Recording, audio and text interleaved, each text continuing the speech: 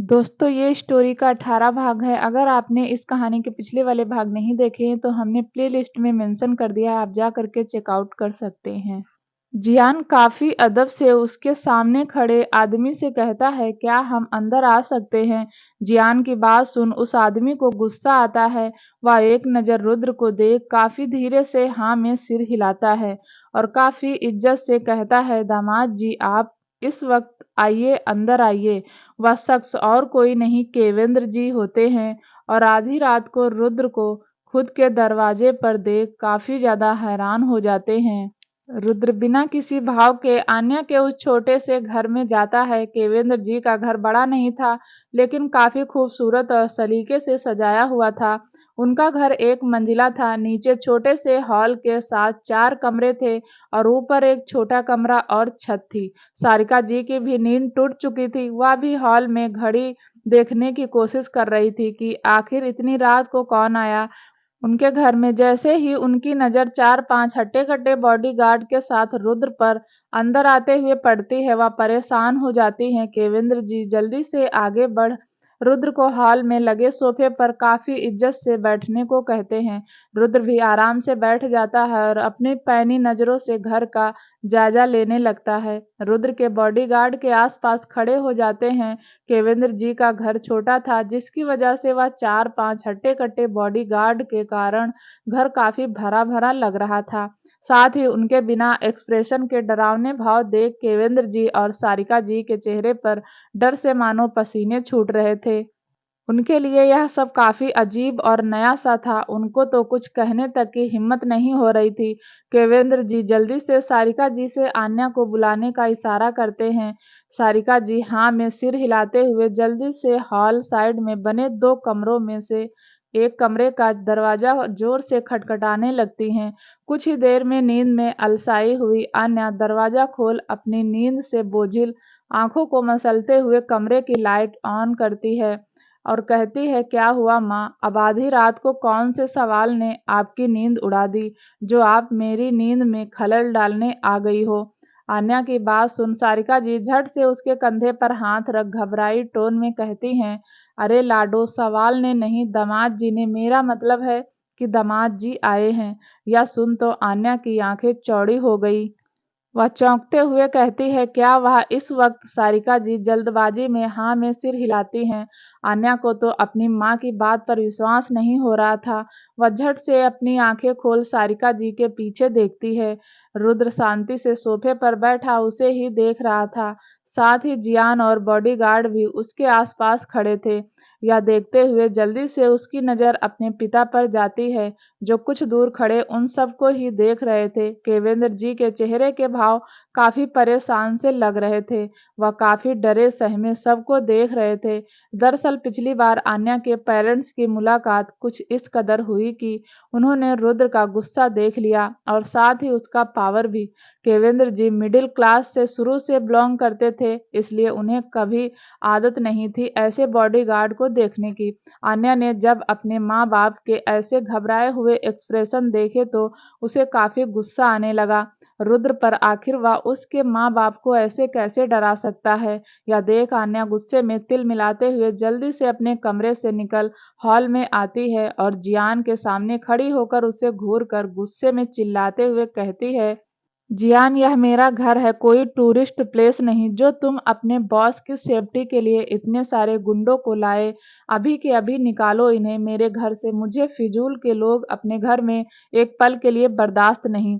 जियान अपनी lady boss का गुस्सा देख जल्दी से हाँ में सिर हिलाते हुए उन सारे बॉडीगार्ड्स को बाहर जाने का इशारा करता है। वह बॉडीगार्ड भी आन्या के सामने सिर झुकाकर वहां से बाहर निकल जाते हैं। वहीं हॉल में खड़े केवेंद्र जी और सारिका जी यह सब देख हैरान रह जाती हैं। अपनी भोली सी बेटी का यह लेडी बॉस वाला ऑरा देख उन्हें विश्वास नहीं होता, क्योंकि सच में उस वक्त वह मासूम सी बेटी उनकी आन्या लग ही नहीं रही थी। और जब सबको उसे रिस्पेक्ट देते हुए देखा तो उन्हें मन ही मन काफी अच्छा लगा। वहीं रुद्र बस एकटक आन्या को देख रहा था। उन्हें अलग हुए सिर्फ 24 घंटे हुए थे, लेकिन यह घंटों की दूरी उसे जन्मों के बराबर लग रही थी। वह बस आन्या को देखने में खो सा गया था। वह काले रंग का पटियाला सूट उसके गोरे बदन पर काफी खिल रहा था और साथ ही उसके लंबे खुले लहराते बाल उसकी खूबसूरती में एक अलग ही रंग बिखेर रहा था। उसका चेहरा तो गुस्से में भी रुद्र के दिल में हलचल मचा रहा था। वह क्यूट लग रही थी। जियान को डांटते वक्त रुद्र उसे देख मन ही मन मुस्कुरा उठा। सारे बॉडीगार्ड के जाने के बाद आन्या गुस्से में रुद्र की तरफ बढ़ उसे घूरते हुए कहती है, और आप यहाँ क्यों आए हैं? आन्या इसके आगे कुछ कहती कि उसे रियलाइज होता है कि उसके माँ बाप अब भी वहीं मौजूद हैं, जो उसकी बात सुन कुछ कंफ्यूज सा उसे देख रहे थे। वह उनके सामने कोई तमाशा नहीं चाहती थी और न ही अपने रिश्ते की सच्चाई उन्हें बताकर उन्हें तकलीफ पहुंचाना चाहती थी। इसलिए आन्या जल्दी से खुद को नॉर्मल कर रुद्र का हाथ पकड़ धीरे से कहती है, आप आए मेरे साथ। इतना बोल आन्या रुद्र का हाथ पकड़ उसे अपने कमरे की तरफ ले जाने लगती है। वहीं रुद्र, जो कब से आन्या को देख रहा था और अब जब उसने उसका हाथ पकड़ा तो अपने हाथ को देख मन ही मन मुस्कुरा रहा था। उसे आन्या का खुद पर हक जताना काफी अच्छा लग रहा था। आन्या ऐसे ही रुद्र को अपने कमरे में ले जाती है कि रुद्र खुद पर और काबू न रखते हुए झटके से दरवाजा बंद कर आन्या को साइड कर दीवार से लगा उसे अपनी बाहों में भर अपने सीने से लगा लेता है। आन्या तो एक पल के लिए सुन्न ही पड़ जाती है, पर जैसे ही उसे रियलाइज होता है कि वह रुद्र के बाहों में है, वह रुद्र को खुद से अलग करते हुए कहती है, यह क्या बदतमीजी है, छोड़ो मुझे। क्या कर रहे हैं आप? छोड़ो। रुद्र उसका छटपटाना देख उसे छोड़ देता है। कमरे में बस छोटे से लैंप की रोशनी दिख रही थी, जिसमें रुद्र आन्या का जो चांद के समान चमक रहा चेहरा देख उसे प्यार से छू कर काफी प्यार से कहता है, अपनी पत्नी को गले लगा रहा हूँ। यह बदतमीजी कहाँ से हुई? रुद्र के मुंह से पत्नी शब्द सुनकर अब काफी गुस्सा आता है। वह गुस्से में रुद्र को घूर एक तंज भरी हंसी में कहती है, रियली याद आ गया आपको कि मैं आपकी पत्नी हूँ? पर अब इसका कोई फायदा नहीं, क्योंकि मैं भूल चुकी हूँ कि आप मेरे कुछ लगते हैं। आन्या की बातों में रुद्र को खुद के लिए काफी ज्यादा नाराजगी महसूस हो रही थी। वह जानता था कि इस बार यह उसके खुद के उजाड़े रिश्ते इतनी आसानी से नहीं सुधरने वाले, लेकिन वह भी रुद्र राय चौहान था। हार ना मानना उसकी फितरत थी। आन्या उसे खामोश देख आगे कहती है, वैसे आप यहाँ आए क्यों हैं? क्या कोई वक्त होता है किसी के घर पर आने का? रुद्र आन्या की बात सुन उसके तरफ झुक उसके आंखों में काफी कशिश भरी आवाज में कहता है, अपनी पत्नी को घर ले जाने। आन्या उसकी बात सुनते हुए कहती है, और आपको लगता है इतना आसान है? इतना सब कुछ कहने के बाद मैं आपके साथ घर चलूंगी? रुद्र उसकी बात सुन काफी हल्की मुस्कान लिए अपनी उंगलियों से उसके चेहरे को काफी प्यार से छूते हुए उसकी गर्दन पकड़ अपनी तरफ उठाते हुए कहता है, माय डियर वाइफ, अगर नहीं चलोगी तो उठाकर ले जाऊंगा, वह भी हक से अपने सास ससुर के सामने, और तुम क्या कोई भी मुझे रोक नहीं पाएगा। आन्या उसकी आंखों में देखते हुए कहती है, आप मुझे धमकी दे रहे हैं? रुद्र मुस्कुराते हुए उसके चेहरे पर आए बालों को अपनी उंगलियों से काफी प्यार से हटाते हुए कहता है, मैं धमकी नहीं, वाइफी या रुद्र राय चौहान का स्टाइल है। धमकी तो यह होती कि मैं जाकर अपने पूज्य सास ससुर जी को कहने की उनकी बेटी काफी नखरे दिखा रही है आपके दामाद के साथ घर जाने में। यह सुन आन्या के चेहरे के भाव ही बदल गए। वह सोचने लगी कि इस आदमी का सच में कोई भरोसा नहीं। कहीं सच में कुछ उल्टा सीधा जाकर मम्मी पापा के सामने कहा तो वह खामखा परेशान हो जाएंगे, और मम्मी को तो शक था ही मेरे यहाँ अचानक आने पर, ऐसे जो यकीन में बदल जाएगा तो दुनिया जहाँ का टेंशन लिए बैठ जाएंगे। सुबह से ही वह कितने सवाल मुझसे पूछ चुकी थी, और कितनी मुश्किल से वह उन सारे सवालों से बची हुई है, या मैं ही जानती हूँ। उन्हें तो हर वक्त मेरी चिंता लगी रहती है, और अब यह उस चिंता की आग में हवा डाल देंगे। आन्या को कुछ अपनी सोचते और उसके चेहरे के भाव बदलते देख रुद्र मुस्कुराते हुए उसकी कमर को कसकर होल्ड कर अपने पास लाते हुए कहता है, डोंट वरी वाइफ, तुम्हें प्रॉब्लम देने थोड़ी आया हूँ, और ना ही अपने सास ससुर को तंग करने। मैं तो तुम्हें लेने आया हूँ, इसलिए अच्छी वाइफ की तरह 5 मिनट में बाहर आ जाना और मेरे साथ बिना कोई शिकायत के घर चलना। इतना बोल रुद्र उसे छोड़ देता है और एक शरारत मुस्कान से उसे देखता है। उसका यूं देखना आन्या को अब काफी पीड़ा होने लगी थी। रुद्र जाने को जैसे ही मुड़ता है कि आन्या उसे घूरते हुए कहती है, आपको नहीं लगता आपको बेबुनियाद इल्जाम और बदसलूकी के लिए मुझसे इपोलॉजी मांगनी चाहिए। इपोलॉजी का शब्द सुन रुद्र के तो कान खड़े हो गए। रुद्र ने जैसे ही आन्या के मुंह से एपोलॉजी का नाम सुना तो उसके जाते कदम रुक गए और साथ ही उसके कान भी जैसे खड़े हो गए। वह मुड़कर आन्या को देखता है जो उसे काफी एटीट्यूड में देख रही थी। रुद्र कुछ सोचते हुए गंभीर स्वर में कहता है, एपोलॉजी। आन्या भी अपनी एक आईब्रो को उचकाते हुए उसे गुस्से के साथ खड़ी देख रही थी। रुद्र कुछ सोच अपनी आंखों में शरारत लिए आन्या के करीब आता है और झट से अपने एक हाथों में उसकी कमर थाम उसे खुद के करीब कर अपना दूसरा हाथ उसके गर्दन पर रख उसका चेहरा कुछ उठाता है और खुद नीचे झुक उसके सुर्ख गुलाबी होंठों पर अपने होंठ रख उसे चूमना शुरू कर देता है। आन्या शौक ही रह जाती है। उसका दिमाग मानो रुद्र के किस से ब्लैंक ही हो जाता है। उसने कभी नहीं सोचा था कि रुद्र एपोलॉजी की जगह कुछ ऐसा करेगा। रुद्र उसे शार्फ से चूमते हुए अपनी आंखें बंद कर उस किस को महसूस कर रहा था। कितना प्यारा एहसास था जो उसे इस वक्त महसूस हो रहा था, मानो उसकी दुनिया की हर चाह बस आन्या के होठों पर आकर खत्म होने को थी। उसे तो यह तक नहीं पता था कब उसकी किस इंटेंस और पैशनेट में भर गई। आन्या तो उसकी बाहों में कसमसाने लगी और खुद को उसकी पकड़ से छुड़ाने की कोशिश करने लगी। उसे खुद को किस करने से रोकने के लिए मशक्कत करने लगी, लेकिन रुद्र तो उसे छोड़ने के लिए तैयार ही नहीं था। वह हर बार उसकी यह चाहत के आगे हार सी जाती। कुछ पल में रुद्र आन्या के होठों को छोड़ उसकी तरफ देखने लगता है। आन्या अब काफी नाराज लग रही थी। आन्या गुस्से में उसे खुद से दूर करते हुए कहती है, यह क्या कर रहे हैं, दूर रहे मुझसे। रुद्र अपने हाथ से उसके गालों को होल्ड कर प्यार से उसके होठों को छूकर उसकी तरफ झुक शरारत से कहता है, तुम्ही ने तो कहा था एपोलॉजी के लिए, तो यह एपोलॉजी है। आन्या उसकी बात सुन एक पल को तो हैरान रह गई। वह रुद्र को अजीब नजरों से घूरते हुए कहती है, यह कौन सी एपोलॉजी। रुद्र उसकी आंखों में झांकते हुए अपने दोनों आईब्रो उठाकर काफी स्टाइल से कहता है, रुद्रराज चौहान स्टाइल एपोलॉजी है। स्पेशली प्यार से आन्या को देख कहता है, and only Mrs Rudraraj Chauhan के लिए। यह सुन एक पल आन्या का दिल धड़क उठा, लेकिन अगले ही पल रुद्र की बेरुखी याद आती है। उसके बाद दर्द भरे इल्जाम याद आते हैं। अब आन्या का गुस्सा फूटने के कगार पर आ गया।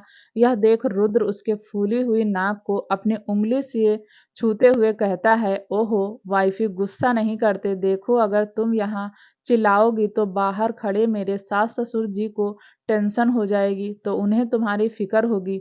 यह अच्छी बात थोड़ी ना है। एक काम करो, चलो जल्दी तुम मेरे साथ शांति से घर चलो।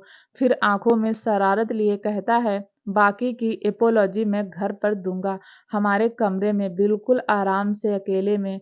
बाहर मैं तुम्हारा वेट कर रहा हूँ। इतना बोल रुद्र मुस्कुराते हुए कमरे से जल्दी से बाहर निकल जाता है और वहीं आन्या अपने आप में खुद के गुस्से को कंट्रोल करने की कोशिश करती है। उसे इस वक्त रुद्र पर काफी गुस्सा आ रहा था। अगर उसके पेरेंट्स का सवाल नहीं होता तो वह कभी रुद्र की मनमानी नहीं झेलती और ना उसके साथ जाती। आन्या कुछ सोचते हुए अफसोस में अपने कमरे के वॉशरूम में चली जाती है।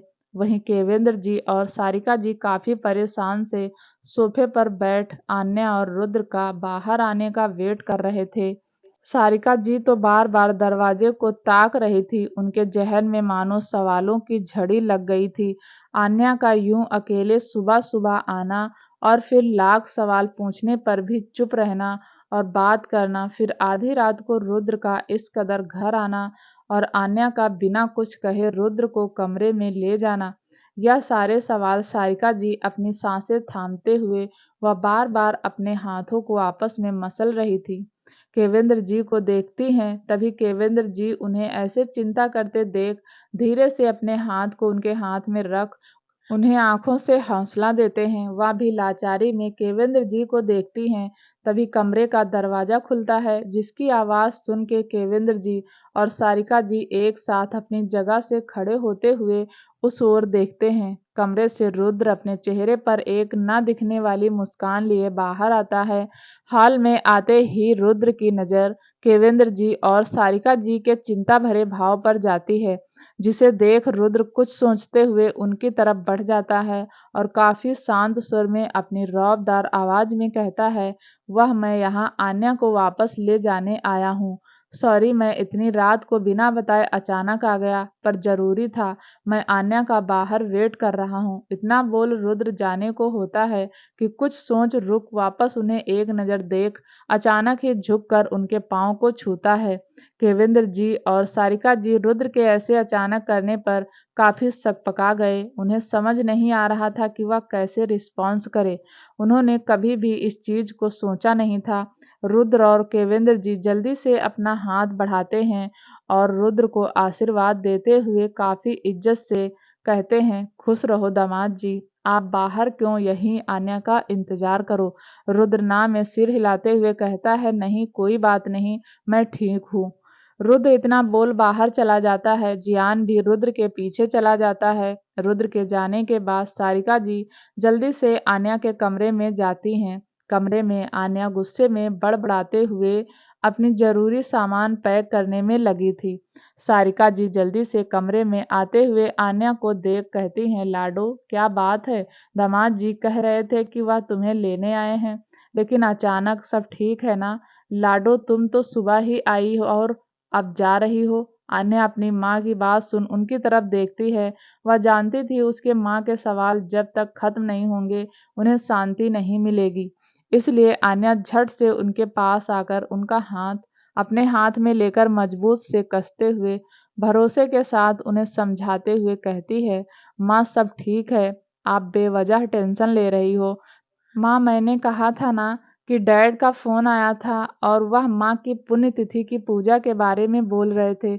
उसी के सिलसिले में यह मुझे अचानक ही लेने आए हैं और सॉरी वह इतनी रात को आ गए। एक्चुअली वह ऑफ़िस के काम के वजह से बिज़ी रहे होंगे कल सुबह से, इसलिए इस वक़्त आए हैं। सॉरी, इनकी वजह से आपकी और पापा की नींद ख़राब हो गई। मेरा फ़ोन भी बंद था, जिसकी वजह से यह मुझे इन्फ़ॉर्म भी नहीं कर पाए।" आन्या की बात सुन सारिका जी को कुछ तसल्ली होती है। आन्या जल्दी से अपना बैग बंद कर लाल दुपट्टा उठाकर पीछे से ओढ़ते हुए अपनी माँ से कहती है, "माँ, मुझे चलना होगा।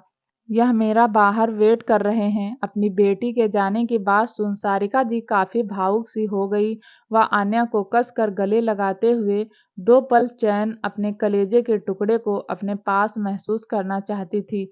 लेकिन यह वक़्त कभी भी अपनी बेटी के शादी के बाद माँ-बाप को नसीब नहीं होता। आन्या भी अब अपनी माँ के गले लग काफ़ी भावुक सी हो गई। कुछ पल में दोनों माँ-बेटी खुद को संभाल अलग होती हैं। सारिका जी आन्या के गालों को प्यार से छूते हुए कहती हैं, "कैसा वक़्त आ गया है, अपने जिगर के टुकड़े से 2 पल चैन से बात करने तक का भी मौका नहीं मिलता। कितनी बातें थी तुझसे करने की, लेकिन देख ना सब फिर से अधूरा-सा रह गया। लेकिन इन सब अधूरे ख्वाहिश के दुःख से ज़्यादा मुझे खुशी है कि मेरी लाडो अपनी नई ज़िंदगी में खुश है। दामाद जी का इतना व्यस्त होने के बावजूद सिर्फ़ तुझे खुद लेने आना, तेरी परवाह करना, यह देख एक माँ के दिल को कितना सुकून मिला, यह मैं बता नहीं सकती।" फिर आन्या को समझाते हुए कहती हैं, "और एक बात लाडो, यह बात मुझे तुम्हारी शादी के वक़्त ही समझानी थी, लेकिन वैसे हालात थे ही नहीं और उसके बाद वक़्त मिला नहीं। पर आज मैं तुम्हें वह बात कहना चाहती हूँ लाडो, शादी ज़िंदगी में एक अलग ही मायने रखती है। इसमें कभी आपका साथी कम तो कभी आप कम हो जाते हैं। इस वक़्त तुम्हें बिखरना नहीं है, खुद पर विश्वास रखना है और साथ ही अपने साथी को खुद पर विश्वास दिलाना है और जहाँ तक हो सके इस रिश्ते को दिल से निभाना। और जब तुम्हें लगे कि तुम्हारे कदम डगमगा रहे हैं या तुम अकेली पड़ रही हो, तो तुम्हारे माँ-बाप का दरवाज़ा तुम्हारे लिए हमेशा लाडो खुला रहेगा।" सारिका जी और आन्या कुछ पल खुद के जज़्बात संभाल बाहर आती हैं। हॉल में केवेंद्र जी सोफे के पास खामोश से खड़े थे। आन्या की जब नज़र अपने पिता पर जाती है तो वह अपने जज्बात को काबू नहीं रख पाती और भागकर उनके सीने से लग जाती है। केवेंद्र जी अपने कलेजे के टुकड़े को सीने में छुपाए खामोश खड़े रहते हैं।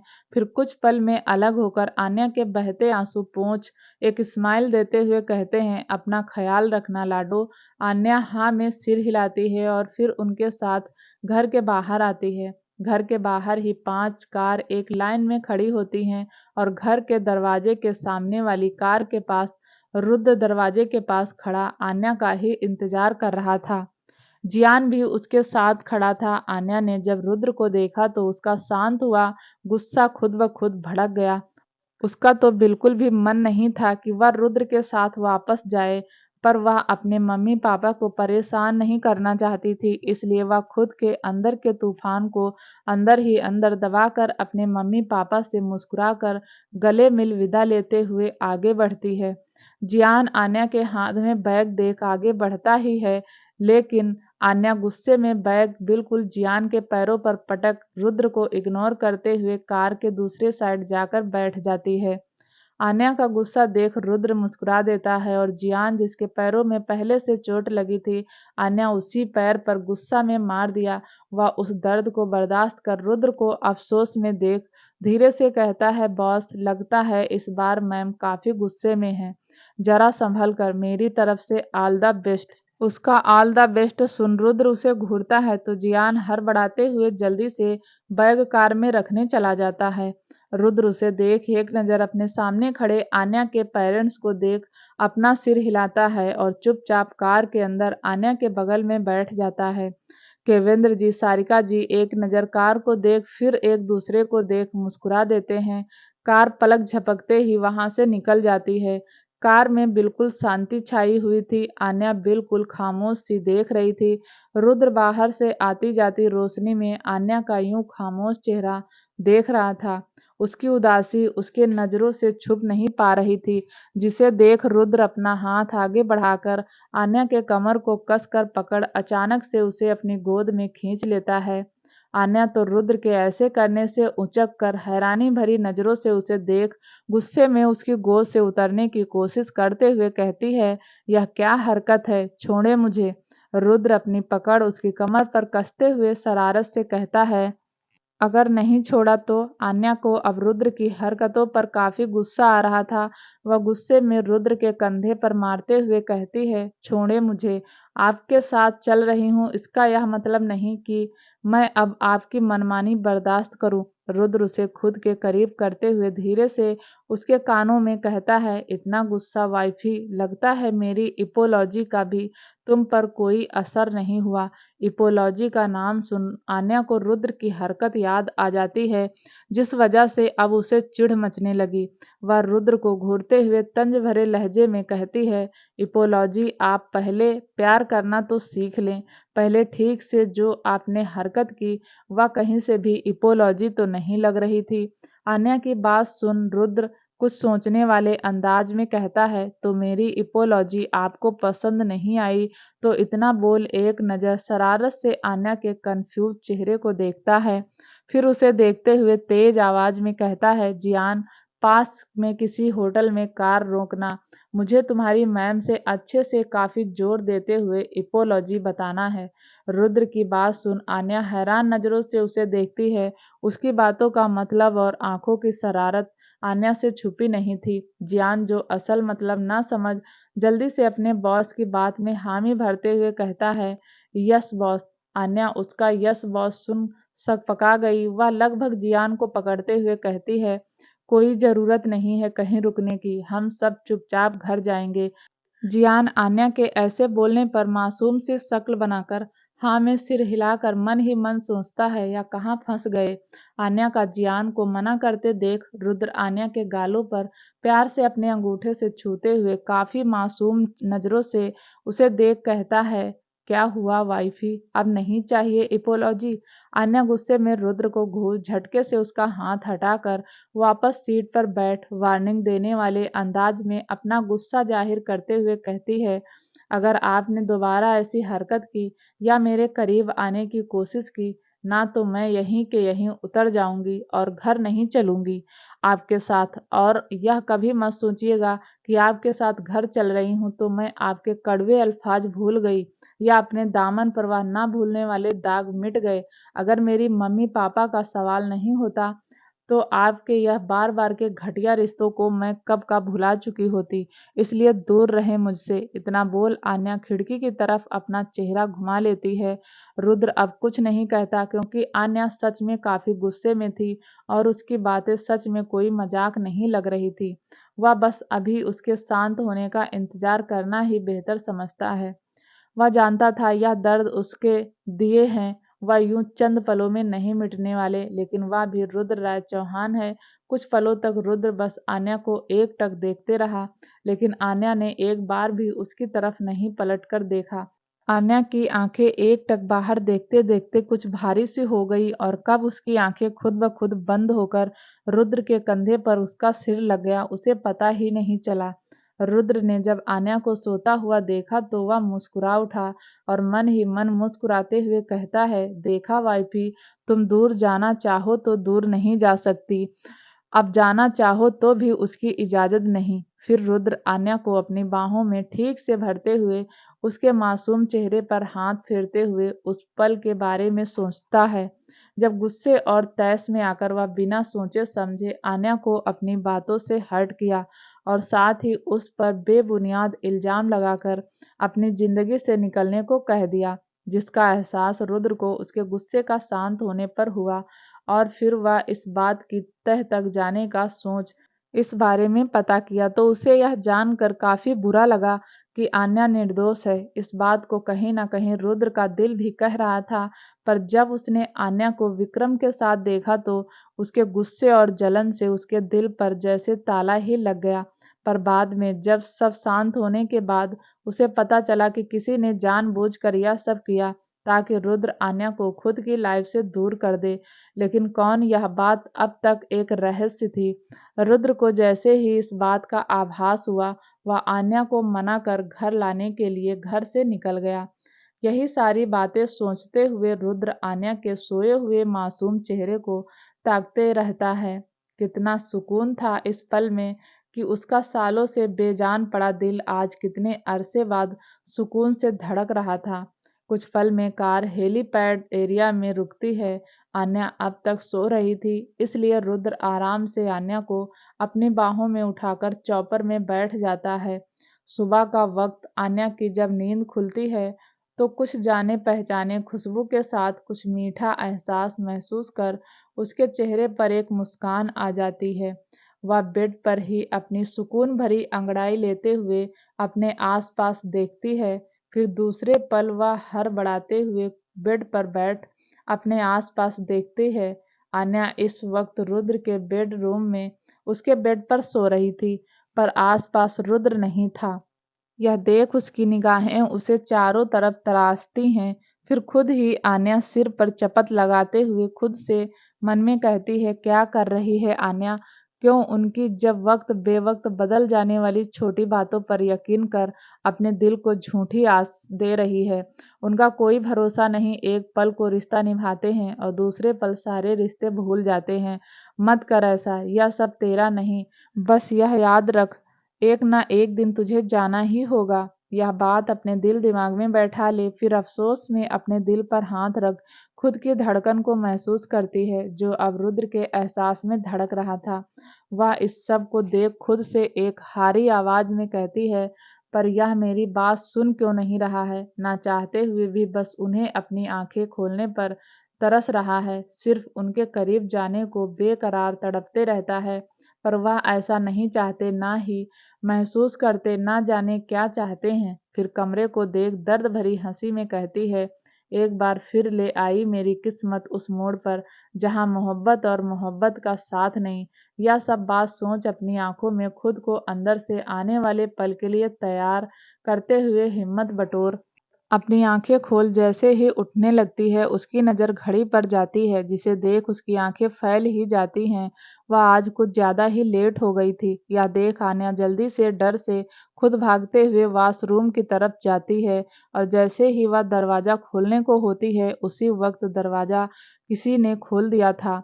आन्या तो हड़बड़ाते हुए खुद को संभाल नहीं पाती और सीधा रुद्र के सीने से टकरा जाती है। आन्या के होंठ रुद्र के सीने को छू जाते हैं। दोनों की धड़कन एक लाइन में आपस में सरगोशी करते हुए बातें करने लगती है। आन्या की तो नज़र रुद्र के बोर्ड मस्कुलर चेस्ट पर पड़ती है। सर से झुक जाती है। वह जैसे ही हटने की कोशिश करती है कि रुद्र उसकी कमर पकड़ उसे अपने करीब खींच लेता है।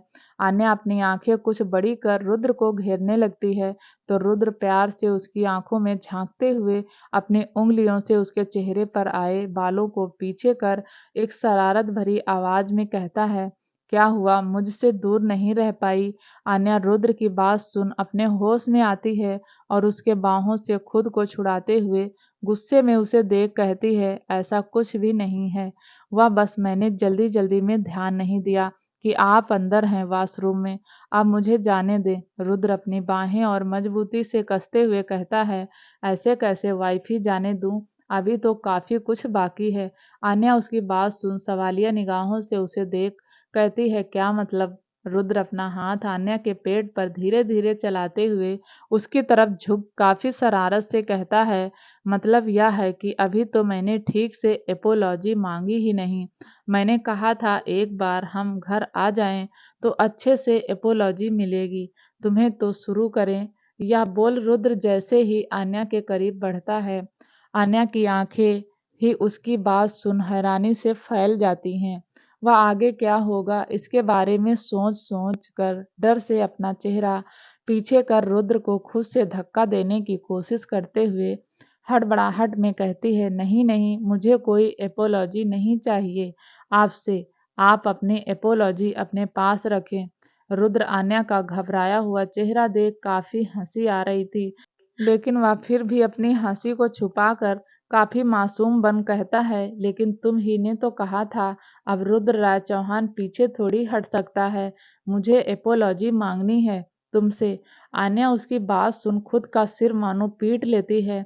वह मन में सोच रही थी कि यह आदमी उसकी बात का मतलब भी अपने पक्ष में कैसे ले, या उसे अच्छे से आता है। अपनी बात पर अब उसे पछतावा हो रहा था, पर साथ ही रुद्र के इतना करीब होने से आन्या के दिल में एक हलचल सी होने लगी और पूरे शरीर में एक अलग ही एहसास ने जगह बना ली। उसके जज्बात जैसे उसके ही काबू में नहीं थे। यह सब देख आन्या ने खुद को काबू करते हुए खुद को छुड़ाने की कोशिश करते हुए मासूम चेहरा बना थोड़ा प्यार से कहती है, छोड़े मुझे प्लीज, मुझे नीचे भी जाना है। सब मेरा वेट कर रहे होंगे, बहुत लेट हो गया है प्लीज। आन्या की रिक्वेस्ट करते देख रुद्र अपनी पकड़ थोड़ी ढीली कर देता है। आन्या यह देख उसकी बाहों से निकल जैसे ही जाने को होती है कि रुद्र ऊपर से उसकी कमर पकड़ खुद के करीब कर उसके कानों में फुसफुसाते हुए कहता है, अभी तो छोड़ दिया वाइफी, पर नेक्स्ट टाइम क्या पता यह मौका मिले या ना मिले तुम्हें, इसलिए बी रेडी। इतना बोल रुद्र आन्या के गालों पर हल्का सा बाइट कर अपनी पकड़ ढीली कर देता है। आन्या तो अपनी धड़कनों को काबू करने की कोशिश में थी।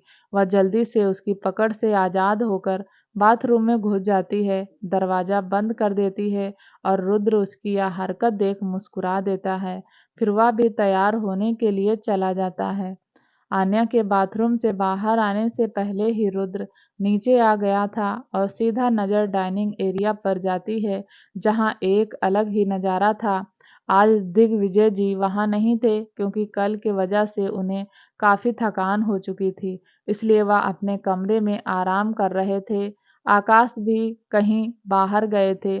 वहां सिर्फ वह चार ही थे, पर उनकी हालत सच में किसी भूखे चूहे के जैसी थी। सब अपने खाने में ऐसे मगन थे कि आज से पहले उन्होंने खाना खाया नहीं।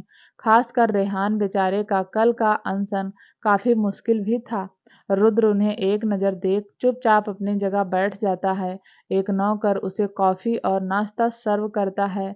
रेहान रुद्र को देख खुशी से अपने मुंह में ढेर सारा खाना भर जल्दी से उसके गले लगते हुए कहता है, थैंक यू भाई, थैंक यू सो मच। आपने हमारी बात मान भाभी को एक दिन में घर ले आए, वरना यह अनशन और एक दिन चलता तो मैं कहीं विलुप्त ना हो जाता। You are so sweet. Rudra उसकी हरकतों को घूर गुस्से में अपने कंधे झटक उसे खुद से दूर करता है। रेहान का मुंह ही बन जाता है, लेकिन इस सब के बावजूद वह अपने खाने को ज़्यादा इम्पोर्टेंट समझ वापस से अपने खाने में लग जाता है और रुद्र उसे घूर कॉफ़ी पीने में लग जाता है। तभी अभय अपना सैंडविच खाते हुए कहता है, वैसे यार हम सब ने तुझे भाभी को इज्जत के साथ लाने को कहा था, या नहीं कि तू आधी रात को गुंडों की तरह उनके घर पर धावा बोल चोरों की तरह उन्हें उठाकर ले आए। अभय की बात सुन सब रुद्र को सवालिया नज़रों से देखने लगते हैं कि क्या यह सच है, क्योंकि उन्हें यह सब नहीं पता था और अभय को भी जियान से ही कुछ देर पहले यह सब पता चला था, जिसे सुन एक पल तो उसे गुस्सा आया, फिर उसकी हरकत देख उसे हंसी आ गई, क्योंकि इतने सालों में रुद्र नहीं बदला। बचपन में भी अगर कोई उसकी चीज अपने पास रख लेता तो वह उसके भी घर में इसी तरह घुसकर अपनी चीज वापस लेकर आता था, क्योंकि जो रुद्र राय चौहान का है वह उसी का है। यह सब सोच अभय को तो आन्या के लिए कुछ बुरा फील होता है। रुद्र बिना उनकी तरफ देखे अपनी जगह से खड़ा होते हुए बेपरवाही से कहता है, अगर इज्जत से लाने का वेट करता तो तुम सब यहाँ खाना नहीं खा रहे होते। इतना बोल रुद्र वहां से निकल जाता है। उसकी बात सुन करके मुंह का निवाला उसके मुंह ही में अटक जाता है। वह जल्दी से पानी के घूंट लेते हुए नाराजगी से कहता है, यह आदमी कभी नहीं सुधर सकता। सब उसकी बात पर चिल्लाते हैं। सबको लगा था कि आन्या के आने के बाद कुछ बदलेगा, उसके अंदर कुछ नरमी आएगी, लेकिन नहीं, वह अब भी बेमिसाल जैसा ही है। रुद्र ऑफिस चला जाता है और बाकी सब आन्या से मिलकर अपने अपने काम पर चले जाते हैं। आन्या दिग्विजय जी की हालत देख पहले तो उन पर नाराज होती है, फिर खुद ही गिल्ट महसूस करती है। आखिर उसकी वजह से ही तो उन्हें यह सब झेलना पड़ा। दिग्विजय जी आन्या को वापस अपने कमरे में देख काफी खुश थे। उन्होंने कौशल्या की पुण्यतिथि की सारी जिम्मेदारी उसे सौंप दी और खुद निश्चित हो गए। आन्या के लिए यह सब नया था, इसलिए उसे काफी डर सा लग रहा था, लेकिन वह अपने पूरे लगन से कोशिशों में लगी थी। वह पूरा दिन तैयारियों में जुटी रही। आकाश जी भी काफी खुश थे आन्या को वापस देख। वह आन्या को अपने कमरे में बुलाते हैं। आन्या कमरे का दरवाजा नॉक करते हुए अंदर आती है तो आकाश जी उसे देख खुश होते हुए उसके सिर पर हाथ रख कहते हैं, मुझे बहुत खुशी हुई कि मेरी बेटी वापस अपने घर आ गई। फिर कभी मत जाना, तुम्हारे बिना अब यह घर नहीं लगता। बेटा आन्या उनकी बात सुन मुस्कुराते हुए हाँ में सिर हिला देती है। अरुण से सवाल करते हुए कहती है, डैड आपने मुझे बुलाया था, कुछ काम था। वैसे मैंने पूजा की सारी तैयारी कर ली है और साथ ही पंडित जी से भी बात कर ली है। वह वक्त पर आ जाएगा और दान का सामान भी सब देख लिया और भोग में भी माँ के पसंद के पकवान में मैं खुद सुबह बना लूंगी। और आन्या को एक के बाद एक सारी बातें सुन आकाश जी मुस्कुराते हुए कहते हैं, बस बस बेटा, मुझे तुम पर पूरा भरोसा है। तुमने सब अपनी निगरानी में बेहतरीन ही किया होगा। मैं यहाँ तुमसे तुम्हारी तैयारी का जायजा लेने नहीं आया हूँ, बल्कि एक खास चीज तुम्हें देने के लिए बुलाया है। आन्या आकाश जी की बात सुन सवालिया निगाहों से उन्हें देख कहती है, खास चीज क्या है डैड? आकाश जी मुस्कुराते हुए कहते हैं, एक मिनट रुकना। इतना बोल वह अपने अलमारी की तरफ चले जाते हैं। उनकी एक अलमारी के साइड जहां अब भी कौशल्या जी की चीजें काफी सलीके से रखी हुई थी, आकाश जी वहां कुछ ढूंढने लगते हैं। वहीं आन्या अभी सीरियसली सब देख रही थी। तभी आन्या की नजर ऊपर वाले सेल्फ के दो एक जैसे दिखने वाले डिब्बे पर जाती है। एक डिब्बे पर तो रुद्र लिखा था, पर दूसरे पर कुछ नहीं। यह देख आन्या के मन में कई सवाल उठने लगे।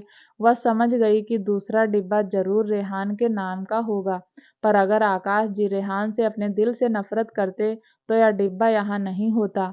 पर जब इन बाप बेटे में ऐसा अनोखा रिश्ता अभी है तो क्यों यह रिश्ते इतने दूर हैं। आन्या अपनी सोच में गुम थी कि आकाश जी अपने हाथों में 2 बॉक्स लिए आन्या के पास आते हैं और उसकी तरफ बढ़ाते हुए कहते हैं, यह लो, यह तुम्हारे लिए। आन्या सवालिया नजरों से बॉक्स को देख उसे लेकर खोलती है तो एक में भारी जड़ाऊ कंगन थे और एक काफी लंबा और खूबसूरत ईयर रिंग। देखने में दोनों ही काफी खूबसूरत।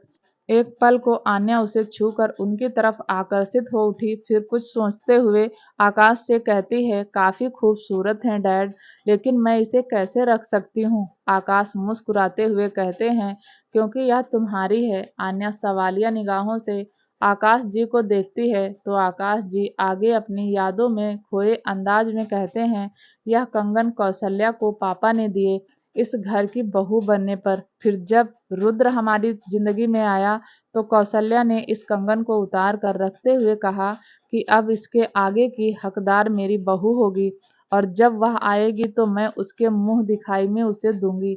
पर अफसोस मेरी कौशल्या अपना यह सपना पूरा नहीं कर पाई। यह बोलते हुए आकाश जी की आंखें कुछ नम हो गई और आन्या भी उनके जज्बात समझ गई, खामोश सी हो गई। फिर आकाश जी अपने जज्बात को काबू कर आन्या को देखते हुए एक विश्वास से कहते हैं, लेकिन अब मेरी कौशल्या का कोई सपना अधूरा नहीं रहेगा।